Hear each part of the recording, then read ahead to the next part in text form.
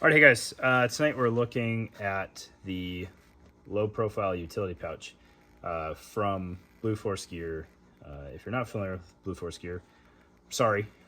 They make some really good products and some really okay products, and then not much in between, if I'm being completely honest. So 10-speed pouches are kind of their bread and butter. Really like 10-speed pouches for what they are. I appreciate them. I wish they were significantly cheaper so I could use many more of them. However, I've been eyeballing this pouch for a while, mostly because I always see it paired with their chest rig, which will be in a future video.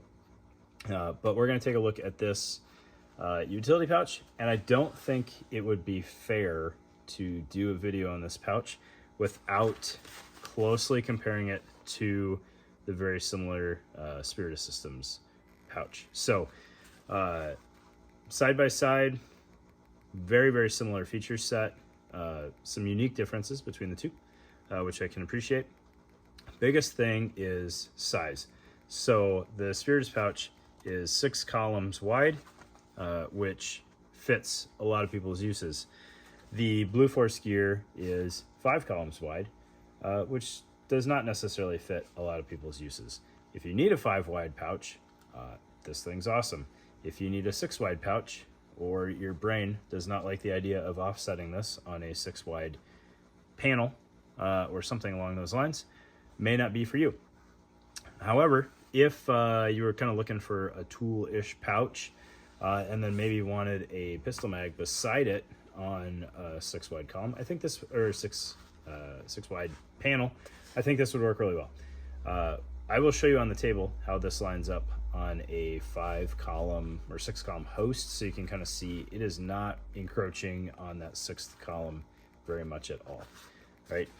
For a size comparison, I want to kind of show you these two side by side. So let's line this up. So height wise, they're lined up. You can see the CSS pouch poking out just a little bit. So the Blue Force Gear is going to be just a little bit squattier. It is 1.5 inches thinner in theory, or 1.5 inches less wide, because it is 5 columns as opposed to 6. And then oddly enough, looking at the bottom of each of these pouches, so the Spiritus has a pretty defined bottom with this strip of material here that's about 1 inch, maybe just a little bit over 1 inch. And then the Blue Force Gear, strangely enough,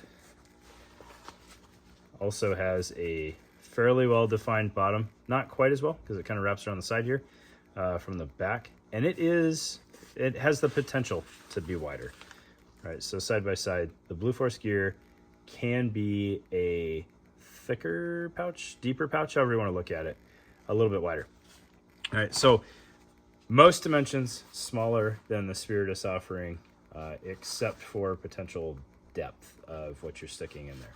It doesn't necessarily have to be. It doesn't necessarily want to sit like that.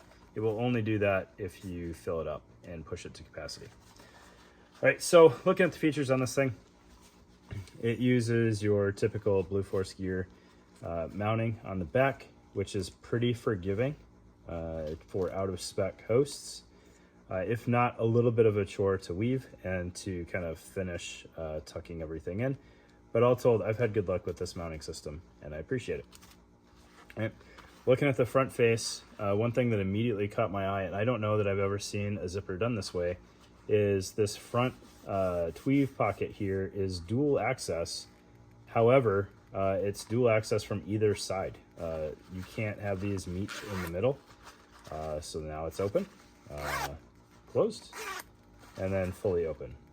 So there's not really a good way to stage it partially open unless you need something just kind of poking out the side here.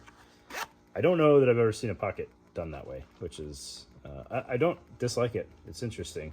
And it definitely makes it so that whatever's in here has the potential to be easier to access because you can open it from either side with either hand. Should work just as well. The one thing that you can't do that you would be able to on like a double zipper is kind of stage these in the middle so that you hook a finger in and then kind of pull it open that way. All right, there you go. That is just a tweave pocket. no tie downs in there, no Velcro, no elastic or anything like that. Just double checking the no tie downs because I looked earlier and I don't want to be wrong. Yeah, no tie downs in this front pocket. And that's kind of okay. All right, it's just a tweave stretch pocket.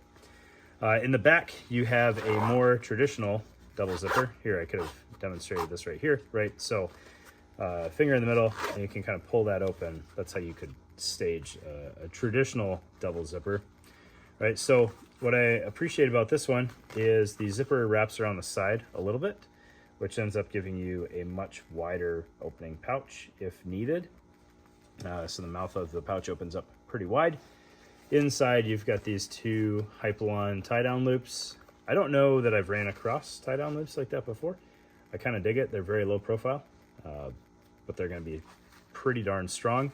And unlike paracord tie-down loops, you've got a nice wide mounting point here. And you don't have to count on just a couple of stitches holding your paracord in there. Internally, no Velcro, so that's kind of a step away from the CSS pouch, but you do have essentially a 10-speed cell, half and half on there. And just to show you, obviously you would not stick an M4 mag in here, because that would be silly.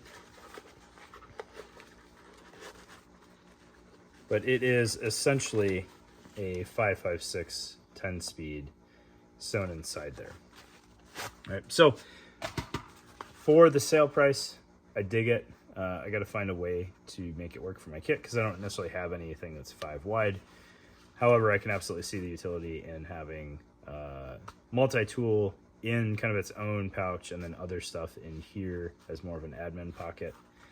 Ironically, I've seen these used most on the chest rig with them side by side, which to me looked like too much utility pocket. The pouch is actually kind of deceivingly small once you actually have it on hand.